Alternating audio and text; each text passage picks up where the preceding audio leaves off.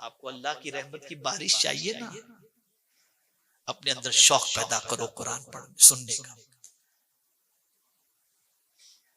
अपने अंदर शौक पैदा करो कुरान सुनने का, आदत बना लो। रात को जब तक के कुरान पढ़ेंगे नहीं, कुछ आयतें उस वक्त तक सोएंगे नहीं, और सुबह उस वक्त तक उठने के बाद कोई चीज खाएंगे नहीं जब तक के कुरान पढ़ेंगे नहीं। ये आदत बनाओ। राह चलते हुए गाने सुने जाते हैं। मैं कल रात संजान में था, मुझे खुशी हुई।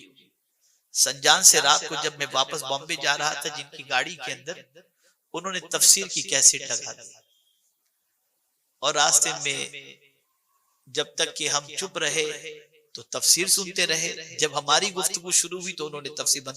इतना अच्छा लगा, कई आयतों के मानी मतालिब अल्हम्दुलिल्लाह सुनने समझने और सीखने का मौका नसीब हुआ।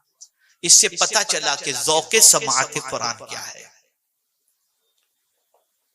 तो कुरान कहता है जब कुरान पढ़ा जाए चुप सुनो, सुनो फस्तमिउ, सुनो वांसितू, और चुप रहो, बातचीत मत करो। कुरान जब पढ़ा जा रहा हो तो बातचीत मत करो, एकदम चुप, पिन ड्रॉप साइलेंट, और सुनो, कान लगाकर कुरान की आवाज को सुनो और चुप रहो।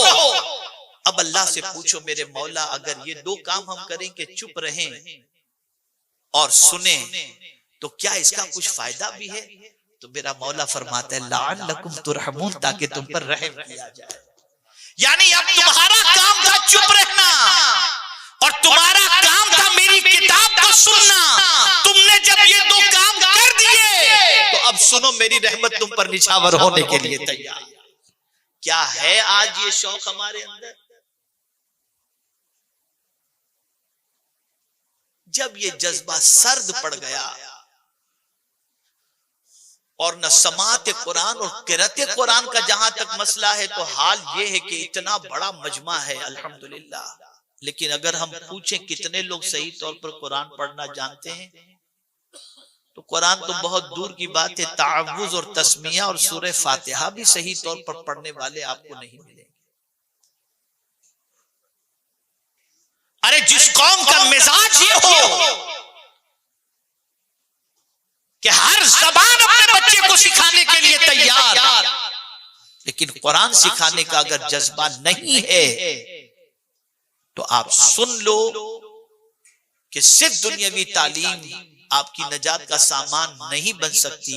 दुनियावी तालीम के साथ साथ आपको कुरान भी सिखाना होगा, और कुरान पढ़ना, कुरान पर अमल करना, और कुरान के ऊपर जो है मेहनत तो मशक्कत करना, और कुरान को सुनने का जज्बा भी बच्चों में पैदा करना होगा। हज़रत ईसा अलैहिस्सलातु वस्सलाम के दौरे पाक में देखिए फायदा मैं आपको बता रहा हूं। ये वाकया एक बार नहीं, मैं समझता हूं तकरीबन लोगों को ये वाकया याद होगा, लेकिन मैं सिर्फ इसके फायदे को पेश नजर रखते हुए रिपीट कर रहा हूं। एक खातून उम्मीद से थी, शौहर बड़ा पापी था, लेकिन बीवी से वो कहता है कि देखो तुम्हारे पेट में जो बच्चा पल रहा है, वो जब पैदा हो ना तो उसे किसी मदरसे के अंदर कुरान पढ़ने के लिए भेज देना। कुछ दिनों के बाद शौहर का इंतकाल हुआ, और फिर वो बच्चा जो औरत के शिकम में परवरिश पा रहा था, उसकी विलादत हुई, और फिर आहिस्ता आहिस्ता महीने साल गुजरते गए, और बच्चा इस लायक हुआ कि कुछ बोल सके। तो शौहर की वसीयत औरत को याद आ गई कि शौहर ने कुरान पढ़ाने के बारे में कहा था, तो माँ बच्चे की उंगली पकड़ के लेके जाती है मकतब में पढ़ाने के लिए, लेके पहुंचती है, उस्ताद उसे पढ़ाते हैं बिस्मिल्लाहिर्रहमानिर्रहीम। बच्चे ने जैसे हकलाती जबान के अंदर ये पढ़ा, बस अल्लाह की रहमत को जोश आ गया।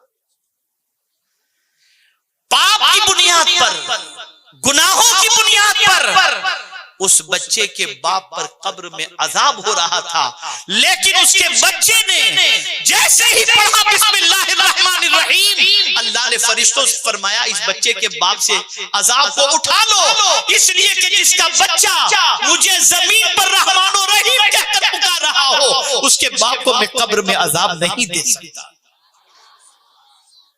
क्या फिर भी तुम्हें कुरान अपने बच्चों को नहीं पढ़ाना है? फिक्र तुम्हारे अंदर, ये ट्यूशन मिस न हो, अलजेब्रा का ट्यूशन मिस न हो, साइंस का ट्यूशन मिस न हो।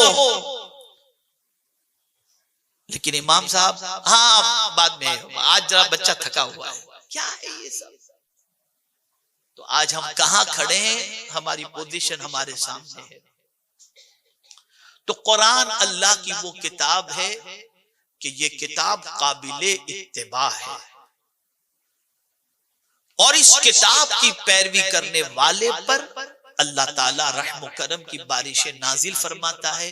और इसी तरीके से अल्लाह के रसूल सल्लल्लाहु अलैहि वसल्लम की पैरवी करने पर अल्लाह ताला रहम व करम की बारिशें नाजिल फरमाता है। जैसा कि उसने फरमाया वातिउल्लाह वर रसूल लअल्लकुम तुरहमून, अल्लाह और उसके रसूल की इताअत करो ताकि तुम रहम किए जाओ, यानी तुम पर मेहरबानी की जाए।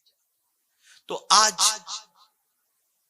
मुझे बताना यही है कि बज़ाहिर ये बच्चे डॉक्टर की डिग्री नहीं ले रहे, बज़ाहिर ये बच्चे बैरिस्टर की डिग्री नहीं ले रहे, बज़ाहिर ये बच्चे किसी बड़े हॉल के अंदर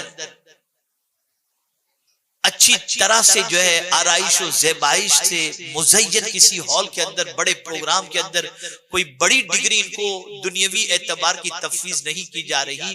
लेकिन सारी डिग्रियां जिस डिग्री पर कुर्बान हो वो कुरान के हिफ्ज़ की डिग्री आज इन्हें अता की जाएगी, कि आज अपने सरों पर दस्तारे हिफ्ज़ सजाएंगे। और इन बच्चों से भी मैं गुजारिश करूंगा, कुरान सिर्फ याद करने के लिए नहीं है, याद रखने के लिए भी है और उस पर अमल करने के लिए भी है।